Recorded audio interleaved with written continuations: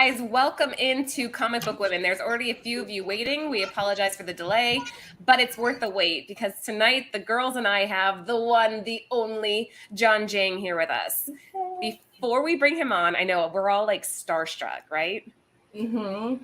I mean, look at us. We're all just like grinning ear to ear. We're speechless. Yeah, it's going to be fun. So you guys, if you're not familiar with the show, every Tuesday we do a market report. We are lucky enough to have the artist here with us in-house live.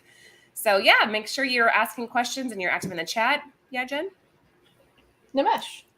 Oh, yes. First off, Rob, thank you for, I don't know what this means. My messages aren't going anywhere anymore. What does that mean? Yes, they are. They're going to our hearts directly. And Nimesh, thank you so much for the donation. I cannot tell you how much that means to us. Like literally, it's amazing. So thank you for doing that. Shout out to our sponsors over at Cover Price. Make sure you use code Nerdvana14 if you want to get 1 month of their unlimited membership for 99 cents. And shout out to our sponsors at Bird City Comics. They are dropping exclusives weekly. So again, check out the site and use code Nerdvana for an extra discount. Do I look dressed up? Bad. Why do you feel bad? Because Nimesh he broke down 2 hours from home. But now he can sit here and watch the show, right? No, he'll catch up later. So Yeah. I hope you're okay, Nimesh. Is it hot over there? Mm-hmm. Oh. Hopefully it's not hot. Thanks, Rob. Good evening, guys. Yeah, thank you to everybody that's in the show. Make sure you share out. And again, off my buttons. Oh, that's right. I'm sorry. I forgot you're in charge of buttons. I think Anthony might be appearing at some point during the show with a John Giang exclusive giveaway. So make sure that you are in-house the entire time. Are you guys ready? Should we bring him on? Mm-hmm. Yeah. Somebody give me a drum roll. Like John Giang! John, welcome. Hey guys. If I wasn't going to get a drum roll, I was going to have to do it myself. So thank you for having me on. Yeah, we're so excited. How the hell are you? We'll start there. I'm good. And I don't want to do the sort of like, prefab default, sort of answer, but busy, getting ready for Comic-Con, the big show tomorrow and things like that. But I'm very excited. It's a kind of the first sort of like San Diego Comic-Con back, sort of the regular sort of version of it. So very excited, right. Very excited. Yeah. How exciting. I'm so jealous. Mm-hmm. And I'm like only 2 hours away. So I'm even more jealous. Yeah, I'm not that far. Tripping me. My husband's going and I'm on kid duty. That's rough. All right. You guys got to find a way to make it out there. Right. Ooh, eventually. I'm going to rearrange you guys a little bit here. All right. So before we get started with the market report, guys, again, if you are new, we're going to spend the next hour or so just kind of going over some of John's work and how they're performing on the third market, mostly eBay, but our prices are based off of data that we have from Cover Price. But before we get started, we all have a couple questions we want to ask you. Jen, you're up first. So you do cons a lot. What's your favorite kind of snack that if someone wanted to show their appreciation for you, they would bring a snack that you wouldn't mind getting? Hint, hint. So I don't want to totally bring this up because I feel like I've been told I bring it up too much, which is bring it up. And also I don't want to poo-poo, and it doesn't sound like it's fun and all that stuff, but I like sort of like healthier stuff. I like, like salads and granola bars and things like that. The thing is that it's, for me, it's about and I don't want to try to, it's weird because I don't like to have too much mess at my booth. Do you know what I mean? Like the cleaner, I think the better. And then afterwards I can just kind of chow down and stuff like that at dinner and stuff like that. But yeah, I like to have do you like pretzels? Yeah, pretzels are cool. He already answered. We have to bring him an Olive Garden salad in our head. Plop a salad on his desk. Be like, we're here. Hi. It's the most unfun answer. You could have said bottled water. That would have been worse. Plantain chips? What's that? Have you ever had plantain chips? I love plantain chips. Cool. What's a banana? The pretend bananas? Aren't they? Is that what that is? I think the realest of the bananas. I don't know. They're stuff. They're oftentimes in Puerto Rican food and Latin food, and they're served in a lot of different ways. But these are dried, so they're kind of like chips. Yum. All right. Yeah, Well, there you they're go, super guys. good. Sarah, you're up. So my question for you Mhm. is: you're going to SDCC tomorrow. What is the first thing that you're excited to see or hoping to see? The spectacle of it all. So, we've, had a couple of sort of like, off years with COVID and everything like that. And like, this will be like this sort of like one of the biggest shows back from all that. So we had the special edition last year, which was awesome to have, but it wasn't San Diego Comic-Con. And so I think it'll be nice just to kind of, be back there and see all the sort of like the bigness of it all. But I also, again, a very unfun answer, but I try not to like walk the floor too much because I spend my money before I can make it. And so That's what I was going to ask. My next question was, what are you going to buy? There's so much. There's Mhm. comics. There's Japanese import toys, all the exclusives and things like that. Like, yeah, I just gotta hold back. All the honestly. good stuff. Yeah. Solid Okay, stuff. so my turn. What do you like to listen to music while you drawing, or what do you like to do while you're working on a cover? I actually like to stream a lot of stuff. And again, I just want to preface and I just want to apologize to you guys and all the viewers out there. I'm like the most like boring, unfun dude and everything like that. But I like literally it's like it's like documentaries and like TV shows and things like that while I work. And they're kind of like playing in the background. And I try to the reason is because I have to work and I, trying to keep up with like Stranger Things or whatever. But it's like, I kind of like let them play in the background. So I'm not fully like watching.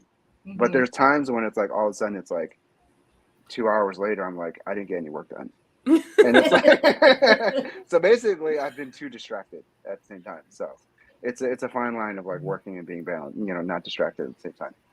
Solid Nice. answer. So Karen has a question. So can I ask a question? So is there an artist that you never met that you want to? There are a ton of the artists that like here's the other thing about that's cool about going to cons too is that it's sort of like one of those places where it's like all of like your heroes as artists and writers and all the people that are in the comic book industry, like that's where you can actually just like kind of like stroll up to their table and say, hey, how's it going? And be a fool like I do and everything like that. And but oftentimes they're very, very nice. But I've met a lot of my heroes and there's still a ton more I'd like to meet. I've met, everyone from like Jim Lee to Bill Sienkiewicz and guys like that. But I'd love to maybe meet like Stranko one day and Chris Claremont and and I've met Todd McFarlane before and again really super cool and it kind of like humbles you too because you're just kind of like it's a very surreal experience, right? Because you're like what's happening here, like just having a normal conversation with like a Jim Lee. It's just weird. We get it. We're live right now with John Jiang. We understand. Right. Yes, exactly. I mean, that's how we feel with you being here. So that is definitely not me. That is definitely not me. Well, see, Very- that's funny. That's funny that you feel like that because I wonder if they feel like that when you get to meet them too. That I mean, for them, they just feel probably they're regular people, but for us, it's like somebody that we like and we look, forward to meet them. Definitely. Just as we were coming on the show and you guys were saying like, we're gonna look at your books and how they're performing and all. I got sort of like hot flashes. I'm like why would you do that? Like I don't know, why would anybody look at like my books and how they're doing? Like I'm just the bottom line is that I've been doing art for a long time and it's always been one of those things where it's like it's that sort of like connective tissue between all of us and I really enjoy just doing it and making it. Do you know what I mean? So I've never really thought about it that way. Do you know what I mean? But I know what it's about. It's about commerce and it's about how these things do because that's the only reason why I'm able to do it because apparently they do okay. You know what I mean? So there's a demand for you for sure. So let's jump into it. John, this might throw you off a little bit, but every week we do an artist insight. So we're going to tell you some things about yourself. Uh-oh. Your name is John Jiang. That's your name. You are a cover artist and concept artist, marketing and art department you worked in apparently, interiors, and you do mostly digital. Jen, cover the key traits. You know, it's weird because Yeah, normally when we do this, the artist isn't here. I know. Which makes it fun. We're telling him about himself, yeah. So, key traits: master of horror and sci-fi, darker colors with vivid contrast, mesmerizing reflections, concept art backgrounds translates to cover art style, and then, so Britt, she's off screen somewhere, she goes through all the images that you've done and tries to figure out your main colors that you've used the most often. Say hi to Anthony real quick. I was working in Anthony. packaging, and I'm like, is that John Giang? It's John Giang. I had to come say hi. I'm sorry, I'm just jumping in. What's up, guy? Hey, how you doing? Good. I got a book to give away, I and knew guess it. what it I is? called it. Oh, nice. I called it. Perfect. We'll give that away. All right, I'm gonna get out of here. I just want to say what's up. Or I'll see you in. Hey, Are you going to San Diego? Yep. I'll be there. Are you gonna be All there? right, I'm gonna come by and say what's up. Right, I'm out of here. All right. So how do you feel about the palette? Do you think we kind of got that? Or So- what's your take? First of all, I'm amazed by this. Like, no one has done that sort of like study on my work and all that stuff. And like, I feel like I need to hire you guys for like my my marketing campaigns and everything like that. Like that's pretty cool. That's pretty cool. I like it. Yeah, I think that's totally dead on. I think that's definitely my, you know, that hot pink in there too. That's like my thing. If I could throw in hot pink in any like work, I'll do that. I'm noticing too more and more when I put up all my work. I'm like, there is pink everywhere, and like this Vader too. Like I didn't think like pink would work for Vader, but hey, I made it work. Mhm. It looks amazing. Yes, Yeah. it's awesome. Mm-hmm. Thank you. And see, so now you can screenshot this later and just like share that. Right. Look how well this team at Nearing Nirvana knows me. Sarah, do you have anything you want to add to this part? Just it's cool. He described it all, so I'm ready to get into his comics and start All right. talking. didn't- And The pencils, that's why she chose, because all the comics on here, we didn't choose any of those covers, but she wanted to highlight that you do good. What's everyone's perspective on like? Because a lot of my work is like really fleshed out, very like vibrant colors, you know, very, you know, rendered, high rendered digital and all that stuff. But you know, what do you guys feel about, you know, the pencil stuff? Like, you know, I kind of like the rawness of it sometimes. yes. Oh, yeah, no, I really like it. 'Cause it's a lot of the times I feel like you can see either detail even like a lot better, you know, like you can see. Yeah. I really like when I see things like this. So it looks, especially this one right here, the Joker is just so, I just love it. It's so haunting. I like it. Right. Yeah. I You love kinda- your you kinda- creepiness. The I am- creepiness. I've been accused of being creepy. Yes, I have. So I'm Haven't we just all? kidding, everybody out there. That was a joke. So It's Trish. Trish Forstner's in the house. She has actually made me Hey, appreciate Trish. pencils so much more. She said that that's where you see like the real talent of these lines, and your work is incredible. I'd love to drop inside your head one night while you're dreaming and see what your nightmares are made of. Because where do You you know, come up with this? the funny thing is that I often I notice that John Ferguson has just hopped onto it. He's like a master of like horror and stuff like, if that's the Ferguson I'm thinking about. But Yeah. it's one of those things where it's like, you know, for me, and to be completely honest, like everyone's like, you must have like the most like surreal and crazy nightmares and dreams and Twisted. you must love you're a twisted individual and stuff. First of all, I do like, you know, this is all relative, right? But I do like to think I'm pretty well adjusted and things like that. I think, right? And I don't sleep very much because I'm always working and that sort of thing. But I'm not a huge horror movie fan, to be completely honest. I'm kind of a wimp when it comes to those sorts of things. And people look at my work and they're like, you're a liar. You know, like I'm shattering dreams and all that stuff. Or the way that people perceive me. But honestly, I loved, like, you know, I'm a child of the 80s, so I love like Friday the 13th, you know, Nightmare on Elm Street and all those things. but they really do like, and especially when I was a kid, really like messed me up. I don't know if I can swear on the show because I won't, but Yes, Feel you free. can. Feel free. Yeah. yeah, they really fucked me up. You know what I mean? Like, you know, Me too. Me too. And But it's see, I love them. I love them, and I like all this stuff. But yes, that's why I hate clowns, because of the freaking movie It. You know, like in well, yeah, that's the yeah. other thing when it comes to horror. I don't really think like the stuff that's really gory actually scares me too much. I kind of feel like maybe it's Mm. my time in visual effects, and I've always kind of been like a fan of film and things like that. So I'm not like I know kind of like the VFX kind of stuff that goes behind it. So I'm not like I kind of know it's not real, but like the really psychological stuff really messes me up. Like in the first Alien movie, the thing that really messed me up wasn't when the alien was like impaling people. It was like when Bishop got ripped apart and there's like milk coming out of him and things like that. I'm just like, what in the Yes, like as a kid, I'm like, that is so messed up. Do you know what I mean? Mhm. What are those balls inside his body? And all of a sudden it's weird. It spawned your career. Guys, Yeah. shout out to Lords of the Long Box are in the house right now. They are our brother channel over with Cover Price, so shout out to them. And then also, Lucy, if you want to highlight Immortal Web's comment, he put pencils are the thumbprint to your soul and talent. Oh, Yes. Wow. He got deep on us there, but I completely agree with him. There are about 60 people in the house right now. Make sure you give the show a thumbs up and make sure you are following at John Giang Art. Let's keep cruising, ladies. Thank you for All right. coming on, everybody. This would be cool. Jen, what is this all about?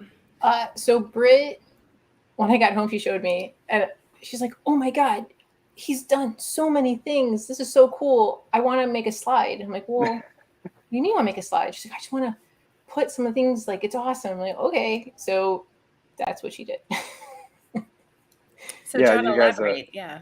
What's you guys this? are highlighting on a lot of my sort of like concept art and film parts of my career, and they're still kind of ongoing and things like that. But I've always, like I said, I've always loved movies and I always love visual effects. And one of my sort of like big bucket list was to become a concept artist, and and I've been fortunate to work on some of the things that, again, as a child of the '80s, I got to work on things like I helped design all the new Turtles and Krang in the latest Turtles movie. I designed Shredder in the first Turtles movie recently.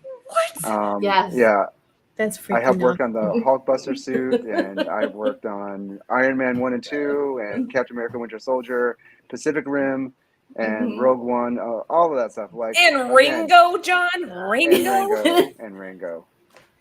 I gotta That's say freaking that like awesome. that is very underappreciated in terms of a movie. Like, It's a great movie. it was a huge milestone for me. I got to work with a lot of my heroes on that movie, and then just the look of it and the fact that it got an Oscar and all those things too. It was really amazing experience.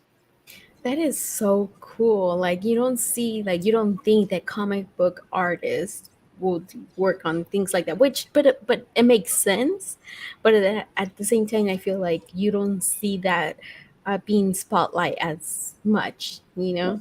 We have definitely a few sort of like standouts, like Andy Park at Marvel Studios and things like that. He used to be a a comic book artist. Now he's like the head of like one of the heads of Marvel's visual development, Marvel Studios. And but I've always said that comic books are kind of like our modern day American mythology, and that's where a lot of this stuff is. Amazing stories are being created, and the film industry knows it. And I've always said that it should be more recognized that obviously the film industry goes to where a lot of very popular IPs are and things like that, proven IPs, and comic books are it, right?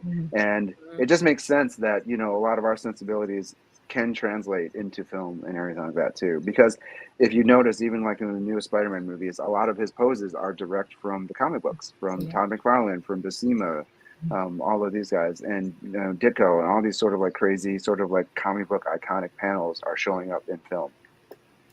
All right, we That all is have to pick so our cool. jaws up for a second because John's extremely humble. Guys, if you're just joining us, we have, again, I'm going to say it this way, the one and the only artist John Giang here with us. And he's like, what? Why am I here? Because you're amazing and everybody loves you and your work is incredible. And yeah, so make sure you give it a thumbs up and make sure you're following him. Let's jump into the report.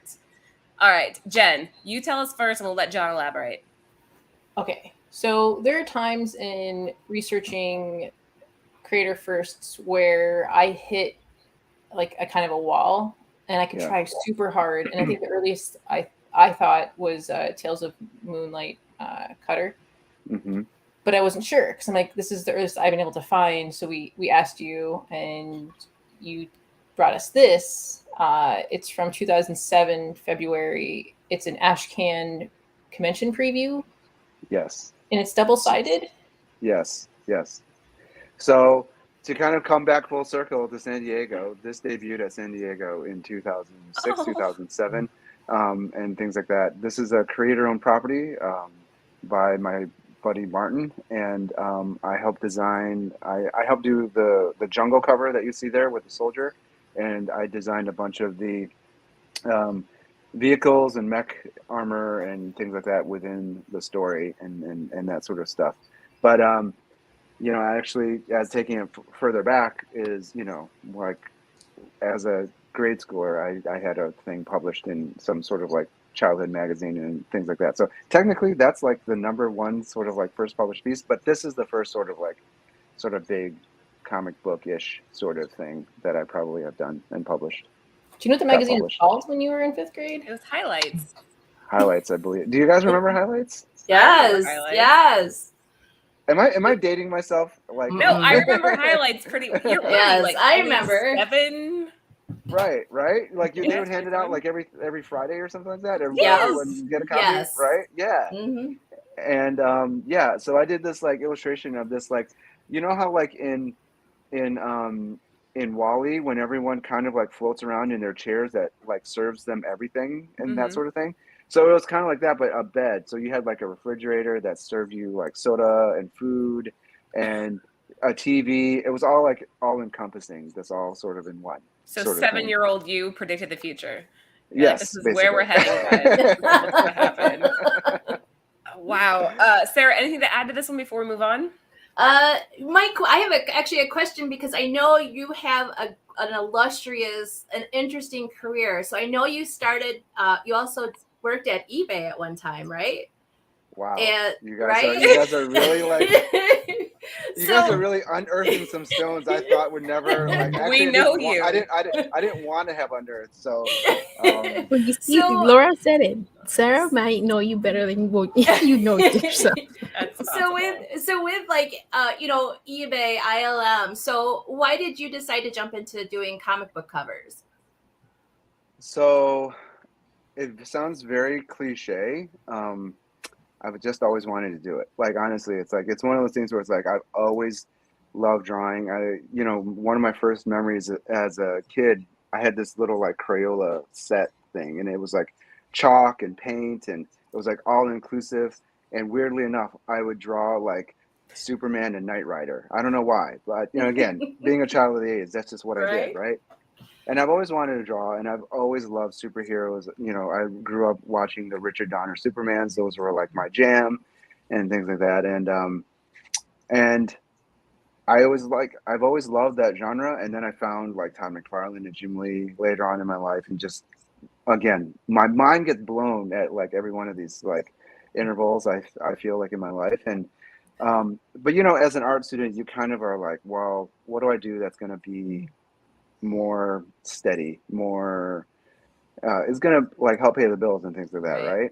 And I love graphic design. A lot of graphic design is very, very beautiful, artful in it to itself. But I've always wanted to do illustration, but I spent a lot of time working in Silicon Valley, and I was an art director and branding person, and I worked on like major international branding for eBay, Adobe, and all of those things. And it was great, right? But I always wanted to do concept art and movies and comic books and things like that. So I just started doing it one day really heavily, and I was doing conventions. And I don't know if should I jump into that story and everything like that? We might actually get into it here in a second, but before you hop on to that part, Karen has a question, and Anthony, really quickly, let everybody know what you were adding. Oh, so I put it in the chat. Hey, John, I couldn't help myself. Hey. I think every John Giang exclusive we have Oh, Whoa. What? And Nice. yeah, so let's do a super chat ad, guys. Even if it's just $1, you could get this one. You could get the variant. You could get homage Holy to moly. Beatles. so We've Lucy, got keep track of everybody that does a something on the super chat. yeah, every Okay. single super chat, we'll throw one on the Let me pile. do. The 125 Let me Batman, do- guys. This is I'll the do key. a All the week. way to the purple foil. Whoa. No, Oh don't my throw in God. the purple foil. Laura, I'm gonna give you. No. Okay, I'm gonna sorry. go back Yes. to work. I swear. I'm gonna stop jumping in your show. Hi, John, again. Hey. I'm gonna give you this stack of books. I just didn't want to interrupt it again. Every super chat you get, throw another book Wow. on that initial book that I gave you, and somebody's gonna win this fat stack of John Jang. Wait, the whole stack goes to one person? Hells yeah, it does. Oh my Wow, gosh. that's amazing. Wow. With the purple foil in there. The Oh, purple Nice. foil. But I'm telling you, even if it's here we go. Even if it's $1, guys, we don't oh care. gosh. Just all this rolls back into the show anyway. So that's why I love supporting the girls. And I'm Thank gonna you, give you guys. guys this fat stack of awesomeness. And You guys don't know how much I get tackled when I enter a convention center. Do you have the purple foil Batman? I'm like, I haven't even seen one in person. John, I'm gonna bring you some. I'm gonna see you this week, and I'm gonna bring you some of these to mess with. Oh, that's amazing. Thank Oh. Because I bet you a signature would look really good on this. Mm-hmm. Oh yes. Unbelievable. Hell yes. What booth are you gonna be at, by the way? 1803 is my booth. So that's like my normal sort of like piece of real estate at Comic-Con, 1803. Yeah. Okay. Okay. I'm gonna cruise by. I'm gonna bring some purple foils. I'm gonna bring myself, and we're gonna be like, "What's up?" And I'm gonna What's bring up? And we got to do a Bird City book with you at some point before you blow up too much, and I can't even get a hold of you. And you're like, "Who's that guy again?" Yeah, Whatever, it's gonna happen. It's gonna happen. Well, just to get him on the show, it was kind of hard because I know he's so busy. So I'm so glad. I'm gonna just apologize again because like Mhm. I very much love the fact that people can just reach out to you and everything like that, like reach out to me, and I love responding. It's just now like I'm like under a deadline and I got to get a cover done, and then like I roll right into another cover. Like I barely have time to eat, and like my DMs are like tick tick tick tick tick tick tick, and I'm like I'm slowly trying to like chip away, and I'm very sorry to everybody. I'm doing my best. I'm doing my best. We know that, so we're just we grateful. understand that. Yes, Anthony, Yeah. thank you so much. It's Sponsor of the completely show. understandable. Thank you, Anthony. People message me all the time, and I'm not half as busy, and I'm like, ain't got time for that. I'm no John Giang, so if I don't reply, that's just me being an ass. Oh my gosh, I can't. What? Let's We got a love you. customer service hotline I reply to. Everything else. That's, All right, I'm out of here. I promise. Peace. Bye. Anthony, thanks. I want to give a shout out real quick to Aaron because I know Aaron has told us that he met you at one of the cons. I can't remember which one. Yo, what's up, Aaron? I think I remember him saying that telling you that you should be on our show. And then He did. he's like, you should message. And that's when we messaged you. We're like, okay. So he kind of knows about us. So we should message him. No, This is insane, Thank you. John. Look at this. It's like 10 that books. Is insane. Okay, That is insane. Okay. focus, guys. We gotta get going. Okay, so Karen had a question. Karen had the question that when did your parents realize how talented you were? I think that okay, so again, not to get into like, really like tired tropes and cliches and things like that, but I have Asian parents, and I don't know if they actually ever want to admit that I have any talent. Do you know what I mean? Like, it's, because they want me to be like, of course, they want to be like, doctor and lawyer and, all those things. And they realized that I was no good at those things, right? So, but I could draw a little bit. But, I think that they've been super supportive. I think that they realized where my passions are, and they realized that, I would not be happy doing anything else, right? So, and I've been very fortunate to have all the support I have from all the people that are like in my life, because I say this again all the time. It's, I think a lot of people like to think that art is just you and the art that you create, but it's actually not. It's you, the art that you create, alongside the fact that a lot of people are helping support you and helping you and believe in you, and like you guys, and us having an exchange, and it's really all a part of this process that yields all these things, and I'm very grateful for it. Well said. We are getting a lot of super chats, guys. If you're just joining, somebody who does a super chat, answered it could even be $1, will get the House of Slaughter, the set, Something is Killing the Children, the set, Batman, the one that just came out, and the purple foil, and what is this one? Slumber, and Slumber. Alice Ever After. It's like 10 different John Jiang exclusives. So make sure you're active in that super chat, and Lucy's keeping track. We are falling behind schedule. Let's keep moving. Well, wait, Jen. the ash can is a ghost. No one's like I couldn't find like that's why we couldn't put a price on it. If you find this in the wild, post it and tag us. If you find it in the wild, good job on you. It's hard to find. Along with the Spawn cover. Now I'm Which going to be will looking for come it up too. soon. Right. All right. Jen, what do we have here? Okay, so the Moonlight Cutter is a trade that came out in 2008 February, and then the Iron Man Art of Iron Man #2 came out in May of 2010, and then the Imagine FX #75 came out in November of 2011. So this is like early. Wow. You guys are making me feel very old, but very accomplished. Accomplished is the better word. You are accomplished, John. Yeah, I can see the creepiness in that Image FX, your start of those creepy covers. I love those creepy covers, by the way, but I can see a start of it in the Image FX for sure. It's always one of those tough things with, sort of like creepiness is that, you want to push it and you want to take it to new places without just being, like I said, like brainless and gory and like, sort of like, hit you over the head in terms of like, just the shock value of it. I do like to think that some of my horror has like, again, the horror that scares me is a little bit more psychological and things like that, right? It's a little bit more like messing with your sort of like sense of reality and things like that, right? So. Okay, that's really insightful. Castro, he's asking, is it only super chat? Yes. So anybody in the super chat, even if it's $1, it all, like Anthony says, goes back into the show, into the development, so that we can continue giving you the quality content that we do now. So yeah, any super chat, and I was trying to count here. I think there's like at least 8 different exclusives. But let's keep rolling because I don't want to keep John all night. I know he has a con tomorrow. Mm-hmm. All right, John, tell us a little bit about this. I'll let you just go ahead and take the lead here. That is for a tribute book, the Street Fighter tribute book. I think it was for the 20th or 25th anniversary. Again, showing my age here and things like that. But if you haven't noticed, it's a topic of sensitivity with me. Okay. You look like you're like 26, right? Man. Like you're in your 20s. You have to be. But then how does he know highlights? If only you guys knew the truth. And thank you very much. You're very flattering. But yes, that is for the Street Fighter tribute book. It was, a double page spread that was in the book. I was very fortunate to kind of do this piece because, again, I love the property growing up, and it's kind of been part of the sort of vernacular now. This book is, quite popular and also quite hard to find too. Yeah, this is from 2008. It's not going to look like your typical comic book. It's going to be square bound, more looking like kind of a trade sort of. Well, you guys have dug up a lot of, like, again, unearthed a lot of things that are like, again, magazines, comics, and all the stuff I tried to bury away in my past and things like that. But you guys are bringing back up, be proud of it. Very this nicely. This brought you to where you are now. And Jen's like the master of digging. So she'll find anything on anybody. If anybody ever goes missing in my family, I'm just going to call Jen. Forget the police. Like, Jen, find my missing family member. And she will.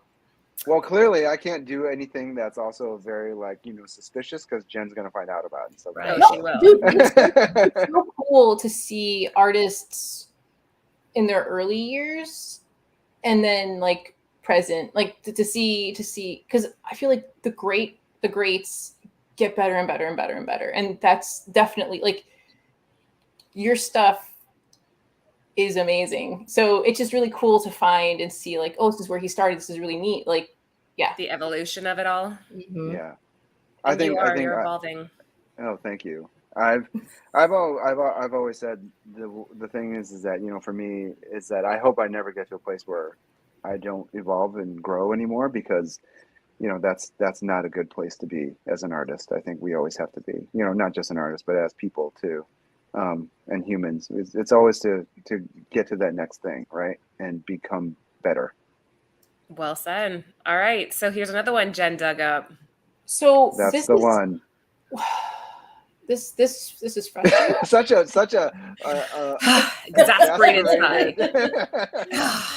Because it's I feel the frustrating. same way. I feel the same way. Right? Like I kept finding links, but they were sold out. But then I couldn't find any that were currently on sale for eBay. And I'm like, I talked to a couple of people who I know collect Spawn, and like, I was like, but there's this image, and it's so it's Spawn. If you can't see it, Spawn 285. If you can zoom in on the bottom right, you'll see like Todd McFarlane, and then like your last name, like boom, right there. And it's like, okay, where is it? So the story behind this one, if we have time, is pretty interesting. I was contacted by someone via email, and I didn't believe who it was at first, but it was Tom McFarlane, and he was like, "Hey, notice some of your work. We'd like to, have you do a cover or two and things like that." And I was like, "Oh my God!" Like, okay, after I had fainted and revived myself and things like that, and so I was feverishly working on the cover itself. But prior to that, I had sent Todd a bunch of like these little thumbnails and things like that, and he was like, "Okay, I like that one." And so I was like working on it, and Spawn and Todd McFarlane, it's a big deal, right? And I'm like working on it. Yeah, I'm like,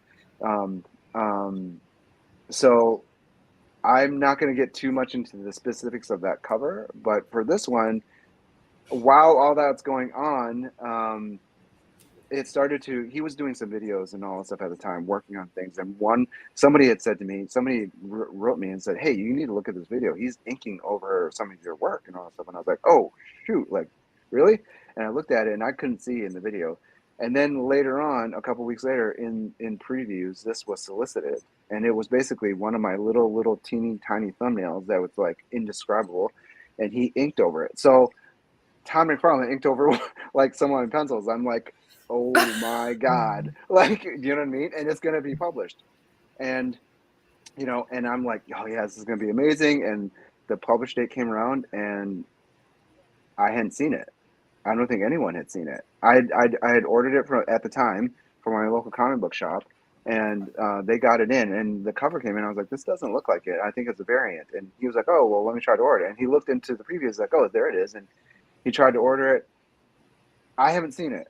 And then I saw this on Amazon. I was like, "Oh, great, I'll order it." And like a couple weeks later, I'm like, "Where's this comic book?" It's like become like this sort of like weird holy grail to me, right? And it's like a weird holy grail. I like I that. thought you were about to like flash it up. By the way, Yeah, I was gonna be like, oh no, I don't have this. Sorry, John. No, I don't own this. It's okay. So, anyways, and then I contacted the seller, and they were like, "Oh, we never shipped it out. It's out of stock." And I was like, "Why didn't you guys contact me?" You know what I mean? And so it's impossible to find even by myself. So somebody out there, guys, we have over 60 people watching. If you can find this belongs in John's hands. Yeah. Find it.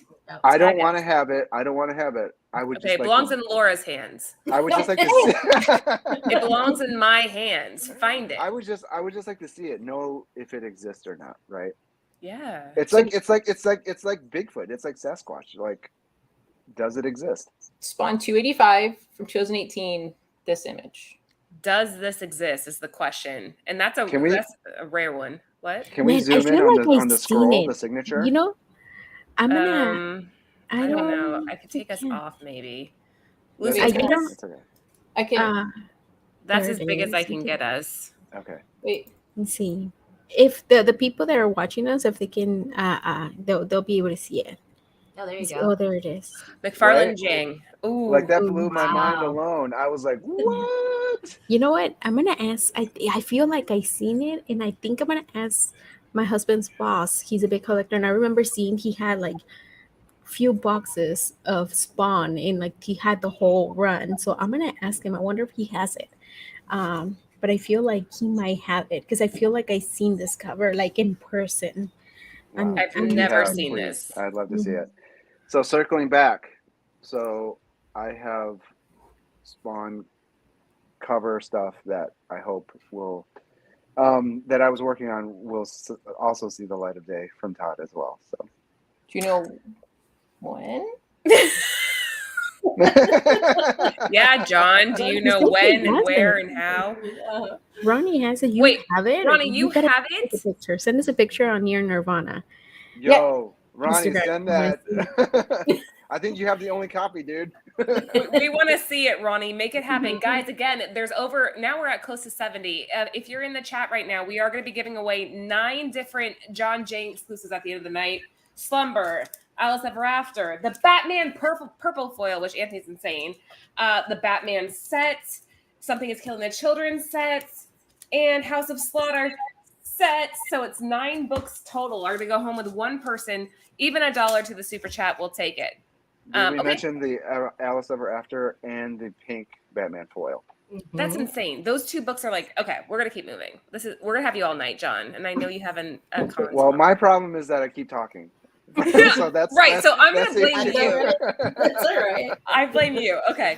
Here we go. Ronnie, you gotta post on Instagram and tag us. He says that he has 2 Or or 3 Facebook. this cover. Yes. Ronnie, I want one. Ronnie, reach out. DM us. Let us know. Yes. Yes. All right. So deceased number 1. Jen, give us the stats on this, then we'll go down the line. This is Lucy's pick.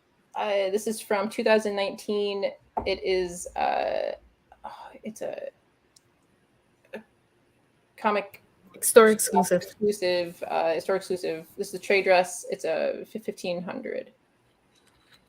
1500. Yeah. I love this cover because it's sick. Like not as a like the both meaning of sick is sick. Like it's like it looks so gross, but it looks so cool. Like it's something that you will see in nightmares. Definitely. It's one of those where it's like, it was one of those funny things where it's like I had done a Harley and a Joker kind of like for myself, and some of the DC editors were coming around, and Sean Nadachko, the owner of Comics Elite, he's always kind of been a big advocate of my work too, and he brought the DC editors by. He's like, I would love to do. There's a new DC series coming out. It's essentially the DC zombies sort of version called Deceased. And he's like, I'd like to use John. And the editors looked at my work and they noticed that I had a Joker and a Harley. And it was kind of like, at the time of doing that Joker, I was kind of like, this is like, for me, my opus for Joker. Like I couldn't go beyond this. And the editors were like, we like your work. And, we'd like for you to do some covers. And I was like, again, mind being blown and melted and all that stuff. Right. And they're like, and this Joker and Harley they have, can you do another version? And I was like, oh, great. Like, how do I do another version that's like, I hope is better than the previous version that I had. And this came out. So I guess I got lucky. So It's pretty awesome. And you can see like this one, the raw, it's at $50. Last sold was May of this year. In graded, it's a 9.8. It's a 51, which somebody got lucky because the raw it's a $50. So That's crazy. that is insane. Yeah. Who got a 9.8 at $51? It was probably some bid that got left off. But yeah, this is doing really well. Sarah, anything to add to this one? I just love all of John's covers because they all they just tell a story just right on the cover. You know that the Joker is just this insane and this crazy. So that's what I love about all your covers, because they all just depict a wonderful story. You can tell he's maniacal, he's evil, he's the Joker. Thank you. It's one of those things where too, it's kind of like tough because, I do like to do a little bit more sort of like portrait work and kind of like, because I feel like that's where you capture a lot of the emotion. But sometimes it's tough with certain characters to really capture their story, their essence, and that sort of thing in a single image without, all the big sort of like body and story and all this other stuff. I like to be a little bit more sort of like subtle with my sort of storytelling through the character, and I'm thankful you see that, because sometimes it's not so much of a literal like he's doing this or he's in that sort of situation, but what's his like feeling and craziness and the ambiance of it all, right? Yep, exactly. Ambiance. I like that word. All right, guys, if you are just joining, we're at about 70 live viewers right now. Make sure that you are following John Giang Art on Instagram. He will be at San Diego Comic-Con, booth number 1803. 1803, and give the show a thumbs up. We are covering all of his work, and we are so grateful he is here with us live to, kind of elaborate. Let's keep cruising. All right, Jen, what do we have here? So this is Teenage Mutant Ninja Turtles issue 100. This is limited to 600 from December of 2019. It's actually, this comic is the first store exclusive I ever bought. Really? Oh wow, really? Yeah, I have been collecting since I was like a little kid, and I was aware of store exclusives, and I was like, oh, that's cool. It always just seemed, oh man, like 20 or whatever dollars right off the bat. I'm like, oh, I don't know. And then I saw this with the turtles and I was like, boom. So this is my first exclusive I ever got.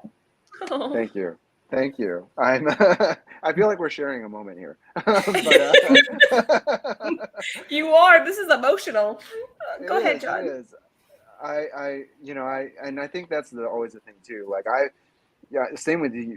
With you, the same similar story. I had no idea what store exclusives were. Right. Like I would, be, going through the conventions and setting up and things like that, and I'd see some of the retailer, booths, and I'd see these beautiful covers without anything on them. They were the Virgins and everything like that, right? And I was like, how are they getting away with that? And the art was oftentimes so off of like what they normally are on the main line, or the main covers and things like that. And I always was like, how do I be a part of that, right? And then they're like, well, do retailer variants. And again, I was like, what the hell does that even mean? You know what I mean?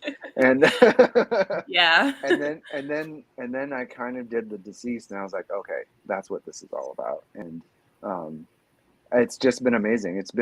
I've been very blessed to be a part of that community, and and I'm very happy that people appreciate the art, because being on the other side of it too, I was always a huge fan of the work. That's a great way to put it too. Exclusives, especially store variants, are just taking an artist and letting them just shine. Yeah. Taking the cover A to a different level. That's what we do. That's what it's all about. And it gives you a chance. And like, you nailed it on this. It's amazing. Sarah, what do you think? Yeah, I love this cover. When I saw this, like going through your work again, like, again, like I said, all your covers just have this story. Like, Shredder is this badass villain in the TMNT universe. Yeah. And I love the fact that you can see some of the turtles in his Shredder claws. Like, that is such badass. All of them but Raphael, cool. Right? We're only missing Raphael? Yeah, so at the time it was the time of Jenica. So yeah. Okay. Right. Anthony, you cannot win your books back for No, you cannot donate. Okay, sorry, Lucy, go ahead. Can I donate? No.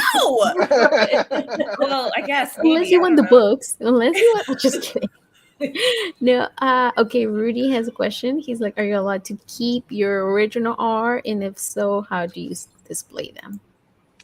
I keep all of my original art, actually. So I guess it's part of my agreement and things like that. So, I oftentimes have like line art that I keep, and I've sold a few and things like that, but I'm holding on to a large portion of them. But I have like a list of people that, like, my short list of folks that, oftentimes snatch up my original art, and every so often I'll send one of those out, and add me to that list immediately. Sure thing. Okay. I want to be on that list immediately. All right, let's keep moving, guys. Next up, Jen, what do we have here? Okay, so all these books on this list are we all have different amounts that we can put into the hobby. So I really liked this one. It is Justice League Dark number 24 from 2020. But I love how it's Detective Chimp and Swamp Thing and Man-Bat, and like did a great job portraying those characters. And it's still, because it is just a normal cover B variant for DC, so you should be able to find it. Like, so if you don't have $50 to put towards, if you really like, your art, then I almost picked, when you asked Jen, I almost picked this one because I really like this one, and I'm pretty sure I have this cover. But I love this cover too. So I guess if we want to talk about more sort of, and I'm trying to think back, and don't quote me, I could be wrong, but in terms of like non-retailer variants for a major publisher, I think this is the first.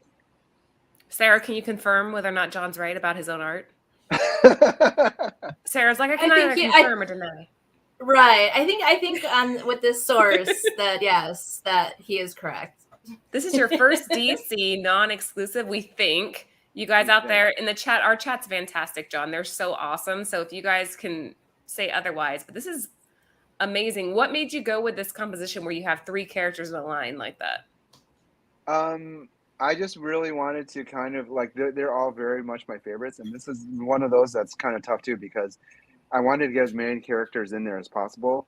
The editors were like, let's do these 3, but I wanted to kind of give them all their sort of like presence and things like that. But it was kind of tough because That's to tricky. be interesting, yeah, it's tricky because you don't want to put, give them all the same amount of sort of like compositional space and things like that. But did my best, and I think that it turned out pretty well. And I really love Swamp Thing as a kid. I, again, huge fan of the movie and things like that. So getting a chance to do Swamp Thing on an actual like comic book cover that's been published, again, bucket list checked. John, question: how long would a cover like this take you, start to finish? That one probably.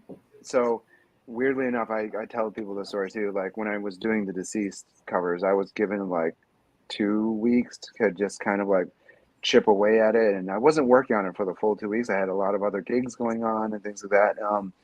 And I'm just kind of like, okay, and I felt at the time, I was like, this is kind of like a tight timeline and things like that, right? Yeah. Now, with all the various covers and things like that, I'm like down to like 2 or 3 days that I have for any of my covers and things what like that. So, do you don't sleep at all? I don't. No? I don't. That's a lot of pressure, man. But it's fun. That's a problem. That's a problem with it, is that I love comics. They're fun. That's the moral of this channel. Comics are fun. I love sharing it. I love sharing it with you guys too. So very cool. Guys, again, we're at get over 60 viewers right now. Make sure that you are participating in the super chat. Even $1 will get you in the running for 9. Yes, you heard me correctly. 9 different John Giang exclusives will be mailed off from our sponsors at Bird City Comics. So be active in that chat. Make sure you're following John on Instagram, and let's keep cruising. Ooh, Jen, go ahead. So this is Star Wars Adventures #1 from October 2020. There's 2 versions of this. There's a foil version that I think is 500, and then there's a non-foil version that is 1,000. And the reflection in the helmet of that you. we went through so many rounds with this cover. Like there was all these different reflections in there. The original color palette was, much more in the vein of Vader, which was like dark and gritty and red and all these things. And we went many rounds before it got approved and things like that. And I really am, like, at the end of the day, very, very happy with the way that it turned out. And, symbolically, it's the blue Anakin lightsaber down to the red of Vader and that sort of thing. So that's where we got. But again, being able to throw fuchsia and hot pink magentas into the cover, like, that's my jam. So John, I don't know why Anthony is asking, but are you married? Dang, Anthony. I am. Hey, I know, what the hell, Ant? What? I know, right? Okay, it's fine. He's taken, Anthony. John is married. Okay, very good. Sarah, what do you have to add to this? I love this cover. I'm a Star Wars fanatic. And again, like the hot pink, like it so works on this cover. And the reflection of the Emperor's throne room, like. So my question to you is, what story were you trying to convey on this cover? Just like, he's a badass, or what were you trying to convey? I think that, like, when you and especially nowadays, and even with like, you know, various like saber battles and things like that. And they're cool, but you know, it's kind of like, you know, the big sort of like acrobatic moves and things like that, right? But I've always loved Vader for the fact that he barely moves and he can still wreak havoc. And at the end of Empire Strikes Back, I was very fearful for Luke Skywalker. Like, you're in trouble, right? But like Vader barely moved. He basically waved his saber around like a couple times and things like that, right? And you know, I really tried to convey that. Anytime I try to do Vader, it's like really this sort of like stoic.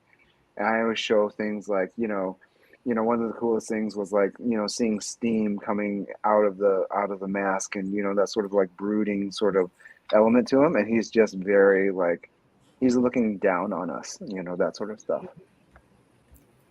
Lucy, what did a 9.9 sell at? It's a 99. Wait, 9.9. Oh, 800. $888. That is insane. Awesome. Yay. Can I share another little funny thing with this cover too? Sure. Yes, please. So I did this for Big Time Collectibles. Nelson, I love you. You're like an amazing, like, you know, big bro and partner in the whole, like, you know, business, and as well as a friend. And one day I get something from Big Time Collectibles. They're like, you know, your order's on the way. I'm like, I didn't order from anything from Big Time Collectibles. I'm like, that's weird. It came in the mail, and I opened it up, and it's a 10.0 foil that I Show me. Do you have it? I have to dig it out, but yes, it's a 10.0. Wow. Yeah.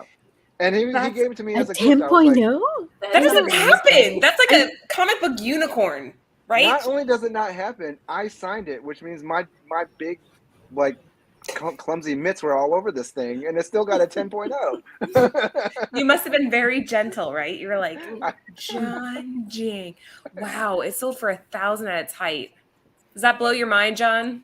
It does blow my mind. It does blow my mind. But you know, at the same time, I you know, whenever I see and I hear some of these stories about the new canceled cover, the carbon fiber one, and I'm just like, what on earth? Like, that's crazy talk. But okay, let's go. You have a 10.0. That's insane. How cool of Big Time Collectibles to do that too. So cool of him. He's full of regrets though right now. Full of regrets. Oh my gosh, Anthony, shut up. Sorry. Bird City Comics just said that he would put that 10.0 on eBay real quick. He's a peach, John. All right, let's keep going. He's stalking my seller listings, I think. He might be. He might be. It's okay. I need more stalkers, by the way. I'm just kidding. Check. What do we have here, Jen? This is Snake Eyes Dead Game from 2020. This is issue number 2. Storm Shadow. Awesome. Like, chef's kiss. Who do you guys love more, Snake Eyes or Storm Shadow? That's the real question, right? Snake Eyes? Yeah. But the Storm Shadow, though. I would go Storm Shadow, to be honest. Yeah. Yeah. I kind of feel like he's like the misunderstood bad guy. Yes. A little bit. I agree. I kind of understand him, and I think this artwork is phenomenal. There's no other way to describe what you did here. This is incredible. I think it has that evergreen quality that you're looking for in a cover, especially an exclusive, where you can hang this on your wall, and it's a piece of art that represents that character that's not contingent on the storyline or the narrative. This was another funny one that was kind of like a happy accident. Because what do you mean? The original comp was showing him shooting the arrow at the viewer. It was a lot more sort of like dramatic sort of thing. But it just was covering up a lot of elements, and it just didn't quite look right. And so I kind of redid it with his like arm going off, and I was like, is it going to read that he's actually pulling a bow and arrow and things like that? And it kind of worked out, and I think that it's also one of my favorites too. Badass. What issue is this? You said it was 2? Issue 2. Issue 1 is actually Snake Eyes. Snake Eyes. All right, well, we're looking at a 9.8 for 115. That to me seems like a steal. If I could find that, I would take it in a heartbeat. Sarah, what do you think on this? Yeah, you know, it's, even though I like Snake Eyes, this is a awesome cover. And the way that he is arching down, like, it just, you can see his muscles constrict, pulling back. Yeah, it you just- can. Yeah, it just looks Beautiful. awesome, John. Like all your work is so like fantastic. I'm sorry I'm like all excited, but they're awesome covers. They're so Thank you. good. I'm very happy to be able to model for my own work too. So. Nice. So modest. Oh my gosh. He's like, I looked at it in the mirror when I did this one. It was like, there's the bed. There's a So lot. hilarious. There's a lot of artistic embellishment going on. I just, let's just get that out there. Let's move on. Oh, okay. Oh Next my up, God. Jen, what do we have here? So this is haha number 6, the Virgins, is Sarah's pick. So this is one of those ones that when I tried to look at the prices, they're backed up. So whoever put this for sale, this is why you save. If there's a book you want, you save it on the eBay search, so you are alerted when one goes for sale. That way you don't miss these freaking awesome deals, because $231 is freaking steal, even with Wow. shipping, right? That's That's still insane. That's insane. Yes. Should Yeah. I be insulted that that's only going for $2? A little bit. I'm No. insulted for you right now. I'm insulted. That was the last raw sale. The average sale is around 20 bucks. 31. But Oh wait, sorry. Yeah. Yeah, 18, 30, like average.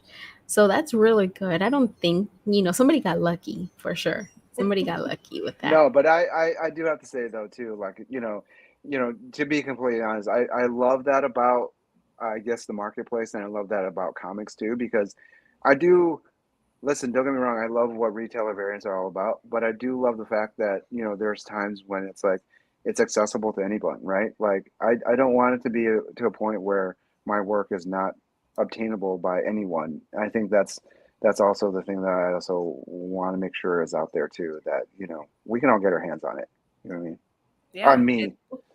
Well, if you're really watching eBay, maybe you can luck out. Sarah, why was this your favorite? Well, first of all, I remember seeing this in one of my LCSs, and I just like those eyes like follow you. So that it was just creepy. It's menacing. Again, there was that neon pink and that the blue. It just looks the pink. perfect. It reminded me of the Twisted Metal clown. Oh, I get that all the time, and I think that I played so much of that game that it seeps into my like subconscious. Like, I don't even try. It just it shows up and things like that. But I think especially with this too, like this is the crossover book from. This is Ha Ha Ha, and it's a crossover from Ice Cream Man. So Ice Cream Man, one of the characters shows up. This is Happy Hank, and it just so happens to be this is his color palette too. And one of the things is that he has these pom poms, and I really want to accentuate the fact that it's like this sort of weird, surreal. They're dripping something into his mouth and ice cream and all this weird sort of like subtle, Look at the comment, subjective John. sort of things. Look at this comment. Oh my goodness. It's like the gender reveal from hell. That is the best ever. Boy or girl? I need to be on these shows so that I can get like catchphrases that I can use. You guys did an amazing sort of like mood board for me. I'm getting these catchphrases. It's like That's bonus. funny. I love it. We need a shirt. You know what? I can make a shirt of this. Gender reveal. Yes. I'll send you one. I'm gonna send you a shirt. you saying, And it's just gonna be like a pink and a blue splotch, right? This is so funny. Why is Latasha saying war corns, Lucy? Did he do one? Yeah, he said that he did. What? I did Yeah. a foil. We Mhm. I couldn't- did not see. There was not enough time to do all of his covers.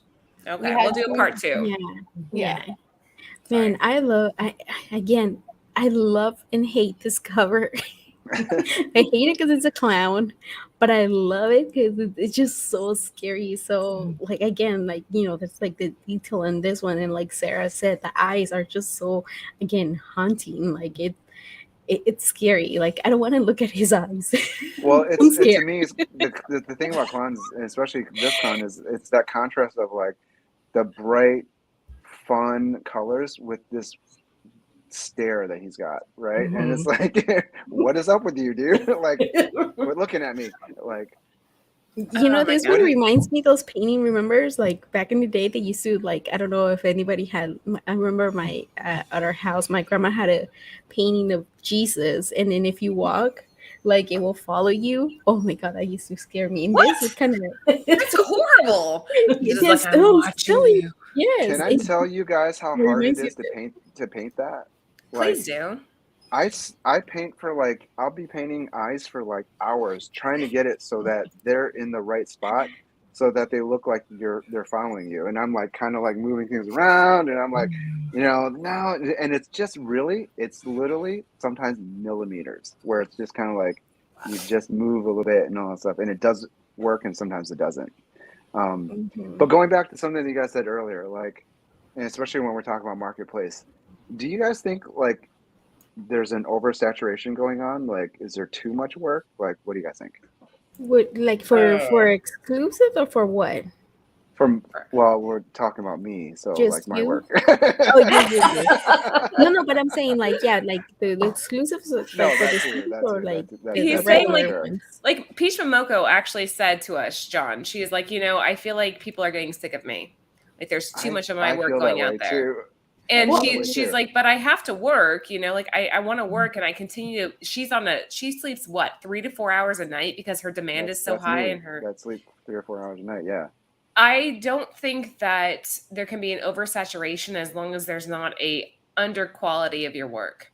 As long as you keep putting out the best of you, people will keep buying it. Now, oh God, this is gonna sound bad. Certain artists, you can see when they've been under pressure and their work declines, or they're trying to rush something. Can I be honest? Yeah. When we talked about earlier, like when like on the deceased books, and I got like 3 weeks, and I'm like, okay, I can like do it, and I'm noodling, and I'm like playing around, and I'm just kind of like, okay, like we'll adjust this and we'll adjust that. Now I'm kind of like, and it's like I kind of feel like I'm like that alone makes me feel like I'm underperforming, right? Like I I like to believe like the quality is holding up, but at times I'm just kind of like the pace of it all is really like tough to kind of feel like it's just kind of like something that you're just kind of like putting together at ease. But at the same time, if you have too much time, it can be overdone, right? It can The chat speaking for itself, John. The chat saying no, no, no, no. Jen, what's your take here? This one made me laugh because this one sounds totally wrong, or am I just being As dirty? long as John keeps putting out, I'll keep saying, oh my God. That does Oh, sound wow. bad. T-shirt. Chad, so I don't know. Another T-shirt from Love Chad. I just wanted to say, like, I was like, okay, I'm gonna get on the show. I don't want to, like, but the thing is that when you're with the comic book community, like, we oftentimes cross the line. So I'm okay. I guess we're just gonna cross the line. Read this one. Exclusive market is oversaturated, but the best quality artists are coming out on top. Same with exclusive retailers. Everyone in the game, but only a few are doing it right. So as long as you keep, Yeah. oh, and he wants you on our next cover. So then there you go. So I don't think there. so. I think I feel like if stores or even like the publishers, they want you to do covers like and stuff like that means they're selling and people are loving them. Yeah. So I think you're good and we want to keep seeing your work. I think sometimes too, it's like, when there's like new folks that arrive and things like that, I'm not being envious or anything like that now in front of you guys, but when they come on and they get like a lot of sort of like buzz, right?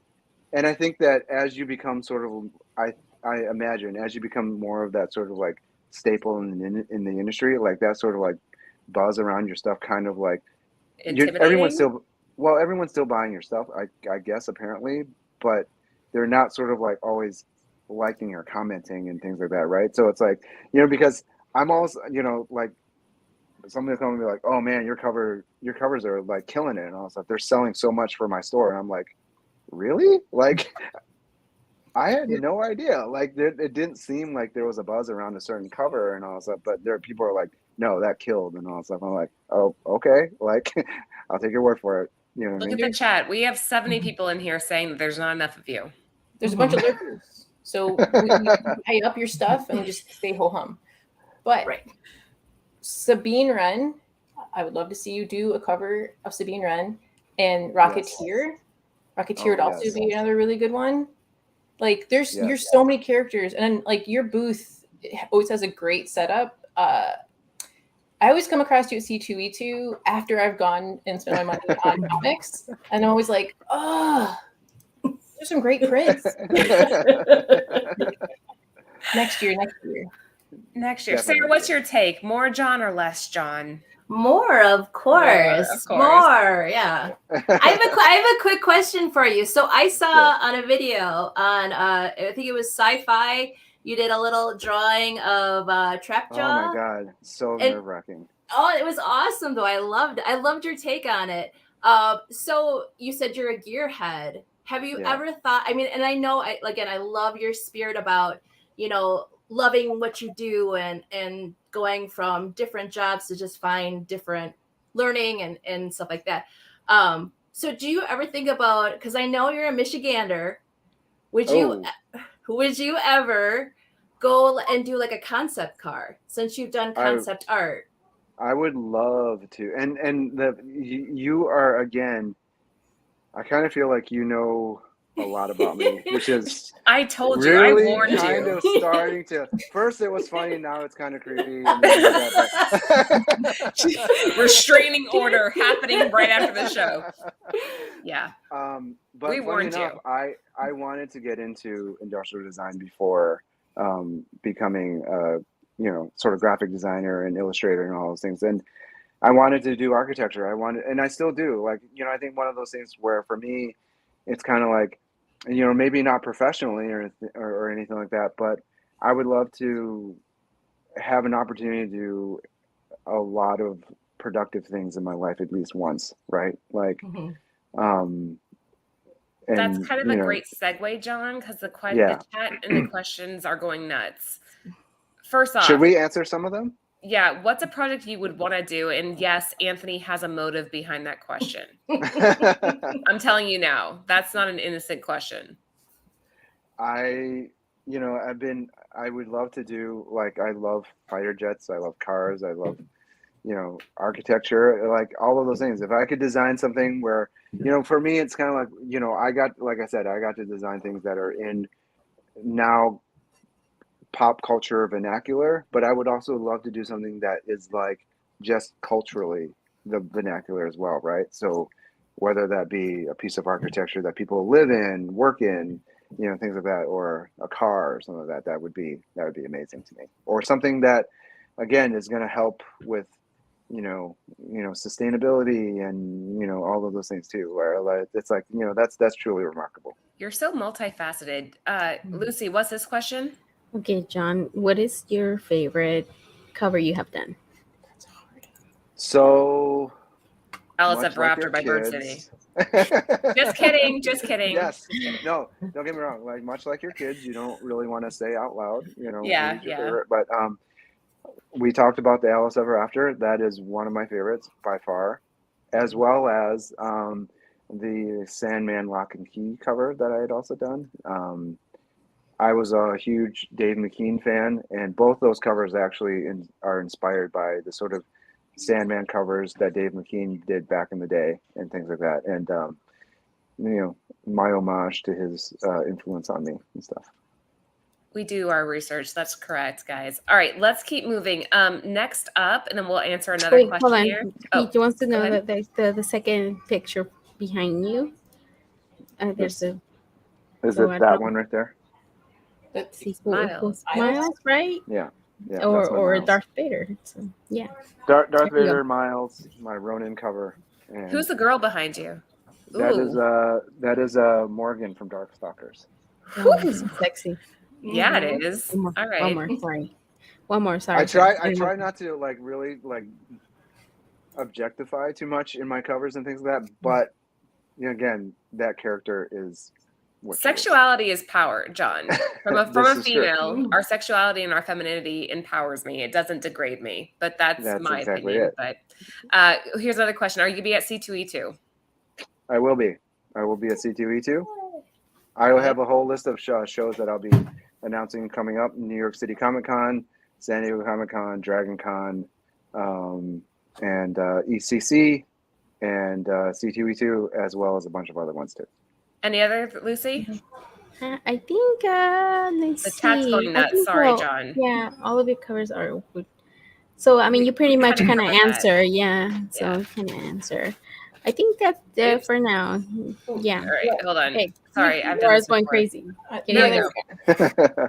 There we go. Okay, next up, Jen, what do we have? We're at over 70 viewers right now, guys. So we're gonna forgo the cost, even though it's $40. But I really wanted to see the homage next to each other of this Stray Dogs Dog Days #1 from 2021, Dracula 1931 poster. So I'm oftentimes not a fan of homages personally myself. I try not to.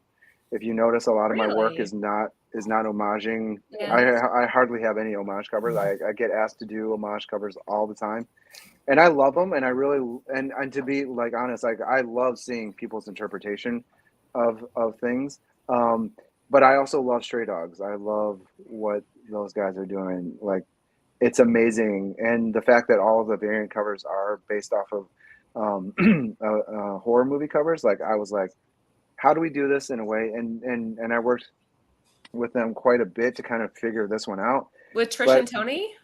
with Trish and Tony, as well as the retailer and things like that. And, you know, it's one of those things where it's like, you know, but I really wanted to do this one because I didn't see a lot of them that really kind of like was from the old Universal Monsters posters, which I loved those so much, you know, that sort of genre of horror as well. And getting a chance to do the Bela Lugosi Dracula version in Stray Dogs, like I jumped at it. So this was the one time I was kind of like breaking my sort of like personal rules and did an homage, but it was, you know, a cinematic, you know, sort of homage. So I love it. And Trish this was is very amazing. nerve-wracking too. Yes, Trish is amazing. Wait, why was it nerve-wracking? Because I really wanted to make sure that we honored Trish's style, Trish and Tony's sort of like style on the book and what they're trying to do. But I also really wanted to honor the illustration that was the Bela Lugosi, you know, poster as well, right? So, Yeah. and they could be very like contrasting and not work, but it seemed to work pretty well. Do you happen to know who this came out from? What retailer this was? Yeah, that's Brian Asher's The Comic Corner. There you go. All right, somebody was asking. Sarah, what's your take? I love this cover. This is gorgeous. And I like how, I mean, I'm also a Universal Monster fan too. So this is just like awesome. Nice. And I love how it really does mirror from the original poster. And I do like that it's kind of like, you know, the Stray Dogs poster is kind of like torn up and, you know, kind of there's stains at the, like blood stains at the bottom. It just is a fantastic homage.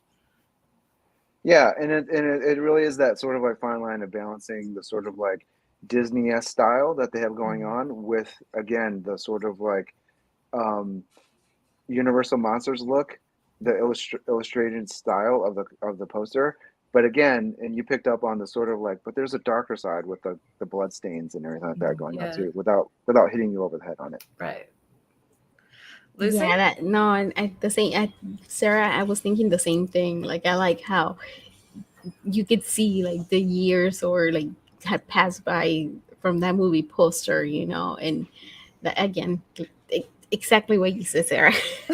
I was thinking the same thing. I was like, it looks pretty awesome. You read her mind. Yes, she did. You see, dang, Sarah, she's so good. Sarah's good, John. Okay, I'm excited to talk about this one. We covered this actually, John, in one of our previous shows, but here we are again with you live, and we are covering this book again because it deserves the recognition. Jen, tell us about it. So this is the Usagi Yojimbo Lone Goat and Kid from 2022. We did this when we covered Usagi. And yeah, it says like 0.13 downward trend, but I can't, like, ideally, I would like to purchase this. 80 to 65. I'm like, damn, I wish I would have got in on it when it like first came out.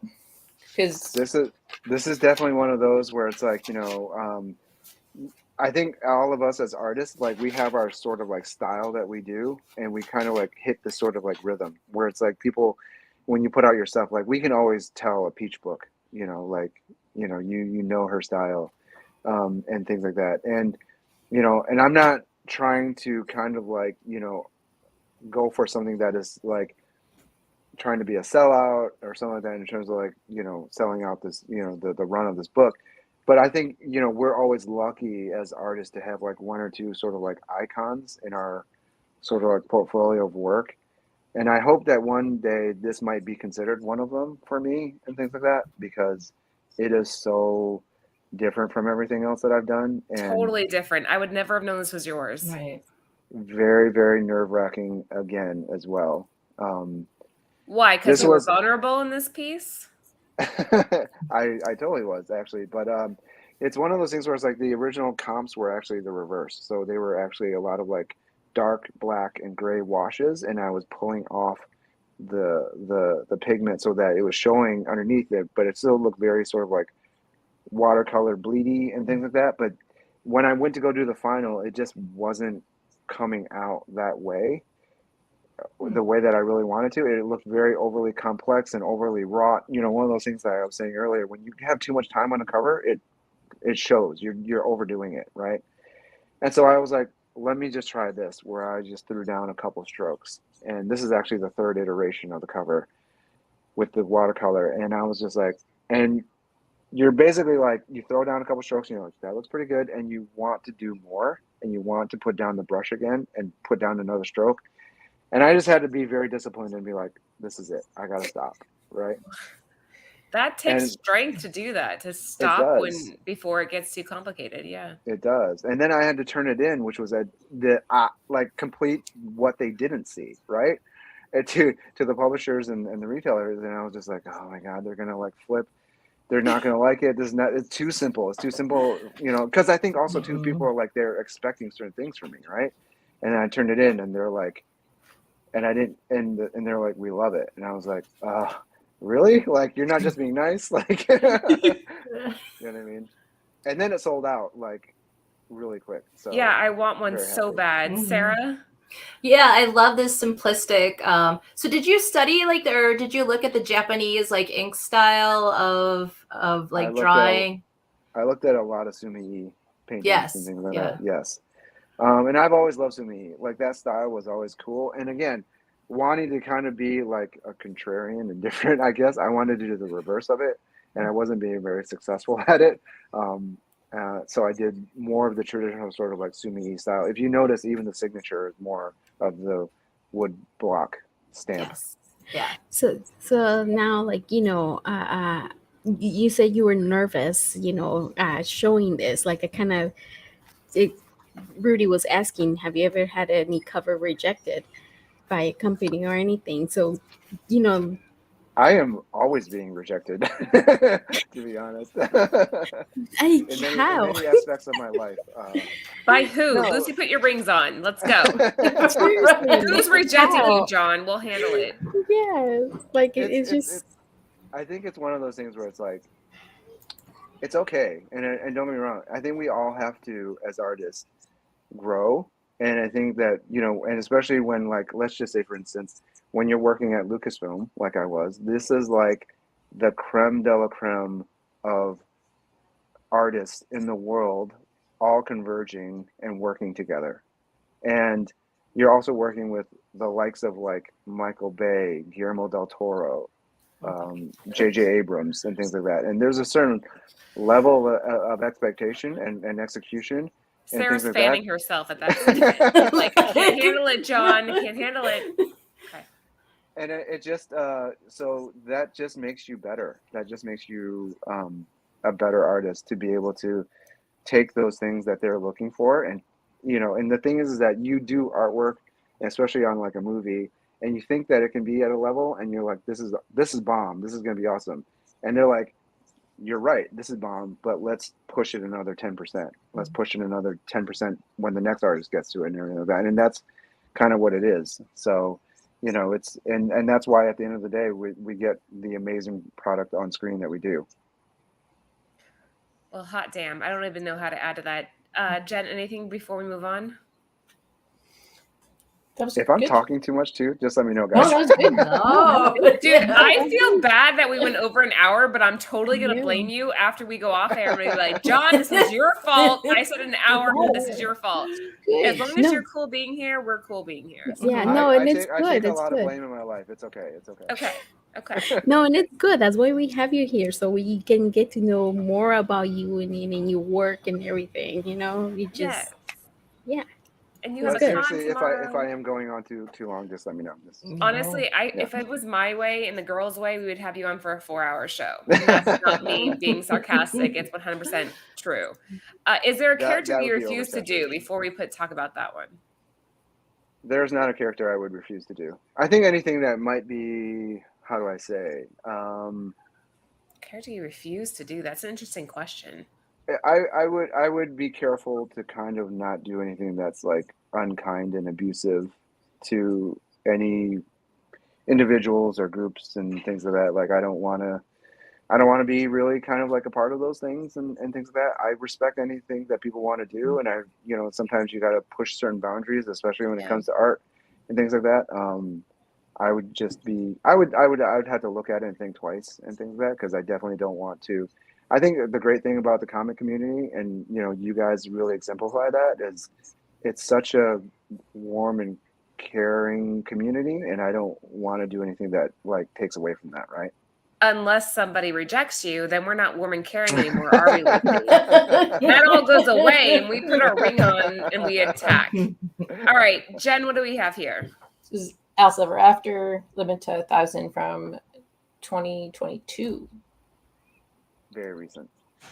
yeah. I love this cover. I know, me too. And this was me and Laura's pick. I didn't know you. It's one of the You picked this. giveaways. So yes, I love this cover. Again, This is so much this is just one of my very favorite covers, and I always like the premise of the story alone is amazing in the story. If you guys don't know, the sort of, I'm not going to give too much away, but there are certain things that Alice is obviously the main feature and character in the story, and there's certain things that induces the things that she's seeing and, Yes. and experiencing, and and I love it. And I've always loved the fact that like it's portrayed as like a coping sort of thing, I think, with like the whole idea of Alice in Wonderland, but also too, I kind of wanted to gently also kind of subtly say it might be also destructive one way or the other too. Do you know what I mean? So is the Cheshire Cat eating her, or is she wearing the Cheshire Cat sort of thing going on? Hot damn, John. Yeah. And if you notice, the flowers that are probably very potent in their medicinal effects are also the Queen of Hearts petals and all that stuff too. So love Oh. it. And for the people that don't know, it is out and it's available at Bird City Comics. And you guys can use our code Nirvana. I for- totally didn't want to say this was my favorite because I'm like, I'm going to sound like an asshole. Yeah, guys, my favorite John Giang is a Bird City Comics exclusive, but it genuinely is. It reminds me so much of that Mary Jane cover, the Venom Mary Jane. And like, it's that Yes. same idea where is it her being threatened by something or her dominating something? Which Right. is it? You have to read the Right. story to find out. And again, we're at over about 70 views. Guys, this is going to be one of 9 giveaways. 9 You different can John Jang exclusives going for what, guys? What do they have to do? all you do is donate. Even $1. 99 cents, I think, is like the cheapest you can donate. If you donate that to the channel, then you're in the running to win that. Whole Yeah. I'm going to share this really quick, Laura. To all your family members, Yeah. to everybody you know, your Let me see. cousins, share it out. Yes. Yes, Yes. guys. Yes. Look, do $1. it's available. Bird City Comics. For There it is. I don't know. I And- honestly, like, I don't get how we didn't sell out of this, John. There's certain covers that we get, like, again, with our 8 billion genies. I was like, how is this not sold out, Trish? And she's like, I don't know. I'm like, this is a Limited. crazy good cover. Why isn't it sold out? And now it's sold out. But at the time, I was like, this is such a great cover. And that's how I feel about this one. You I always nailed I it. always like the idea too that, like, just from a commerce sort of point of view too, it's like, you never know how something's gonna do. And I love that sometimes it's like, you don't expect something to do well or not, and then you're like, oh, that's still around, and then all of a sudden it's gone. That's kind of a cool Yeah. adventure too. Well, Alice Ever After to me seems completely like something that they could eventually option. That's Oh such yeah. a great storyline. Like, why not kind of, what do you say, Jen? World building? Mhm. World building? Is that what you say? Yes. Yeah. It's a great way to expand on that world, and people are addicted to it anyway. But Sarah, what's your take on this? I love this cover. And, again, John has described this whole story in one cover. This is what Laura calls an evergreen cover for sure. I kind of have a question for you, John. So Sure. I heard somebody was saying this is kind of like an acid trip. So was that what you were thinking when you were drawing this, or Were you on an acid trip, John? were you on an acid trip? What was happening, John? I am on a natural acid trip all the time, but yeah, it was definitely one of those things where it's like it's an aspect of the story. Again, I'm not going to give anything away, but it's definitely an aspect of the story. I love it. I actually have one going to grading because this is going on my wall. This is one of my favorites of yours. I think it's perfect. Again, you can see here that color palette that we showed at the beginning. You have the green, the pink, and it's just such a beautiful color. If you look at her, all the details too on her makeup and everything, she is how do I say, she's been put through the ringer too, as well. So. Wait, where? She has bruising? No, she has like the smeared mascara and the sort of Oh, like she's been crying. Yes. Okay, now I like it more. Damn it. Okay. Here we go. All right. So this is the end of our show. We could always bring up a couple of things that we have coming up. Jen, tell us about them. So this is Dark Crisis number 3, the ratio 125. I just think it is freaking awesome with the 4 of them. And then you see Wonder Woman with the lasso. Thank you. Yeah, this was again, very sort of like super, like, again, being super blessed and fortunate to be in this industry and being able to kind of like do things that you never thought you could and be published and things like that, right? And the editors at DC were like, we'd like to have you do a Dark Crisis cover, and I was like, cool, that sounds amazing.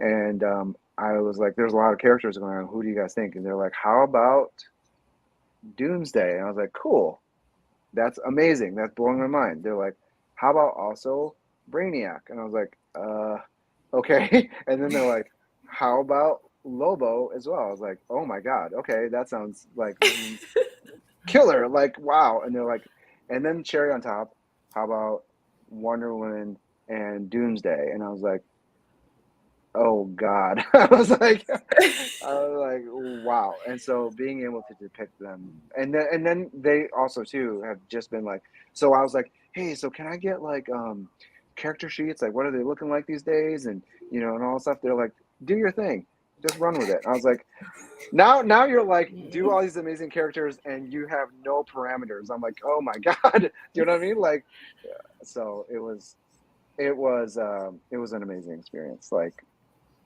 and I don't know if I did it justice, but I hope I did. Yeah, you did. Yeah. Sarah? Yeah, you definitely ran away with it, and it looks fantastic. Like, with just the, her hand, like, reaching up with that lasso, like, this just looks crazy and awesome, and y'all better get it in August. And this is a 1 in 25 incentive, I believe. So you better get it. Oh, hell yeah. Hopefully, Anthony, if you're still out there, we getting this.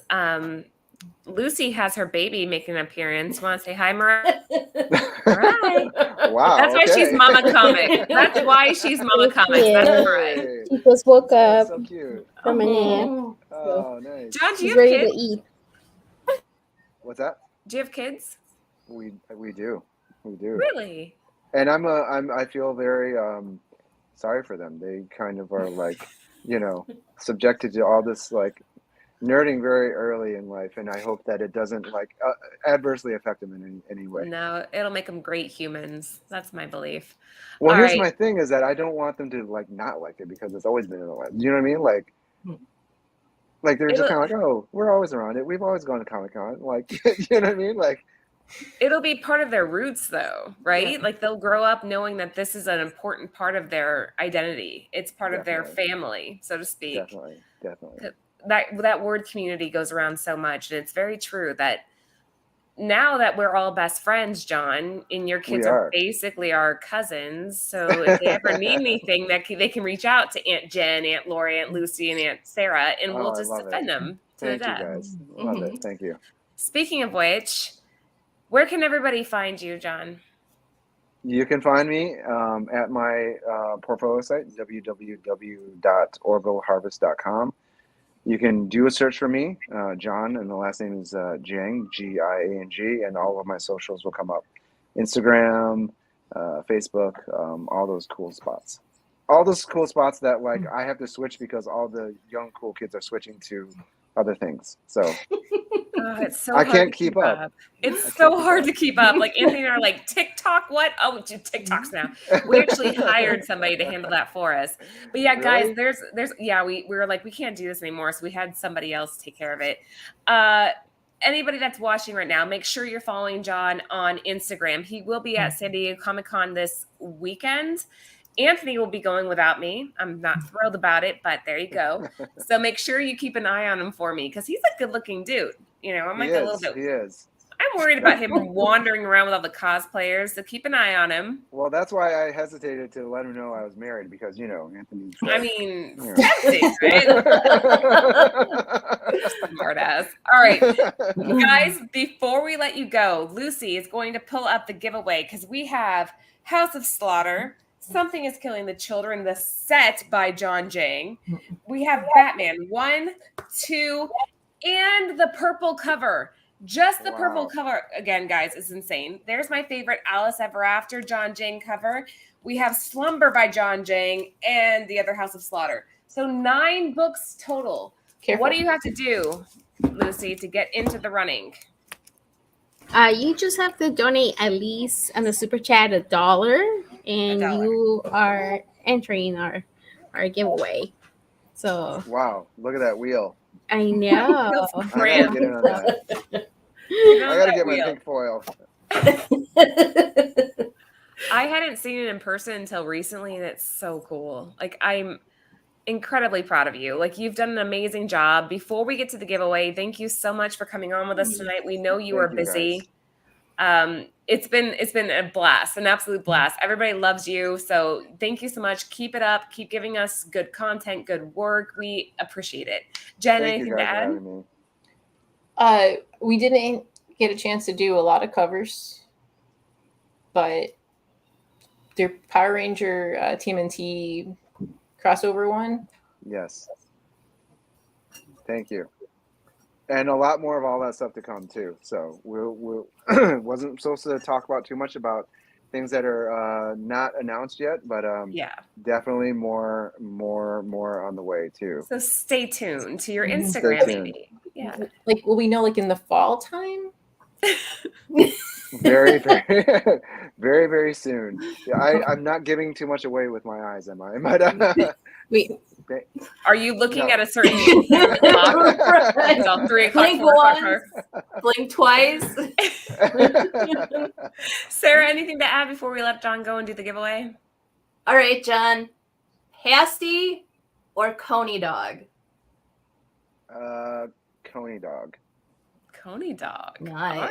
All right. I'm forgetting my Midwestern roots a little bit there, but I've had a lot of the prior, so I guess I haven't had enough Coney dogs in my life, I guess. So Anthony wants now to see that your haircut. I'm a vegetarian too, so you know Oh, no. I can only imagine. I'm a vegetarian, but except for like steak and chicken and eggs. I love it. Other than that, I'm a vegetarian. And hamburgers. I love it. That doesn't count, right? Lucy, anything to add, babe? No, I'm good. I'm trying to multitask here. Mariah's like, Mom, wrap it up already. Let's go. All right, I let's do the know. giveaway. Okay. So ready? Let's do do it. this. Guys, I'm this so is excited. the chance to win Here we 9 go. John Jang exclusives. Oh.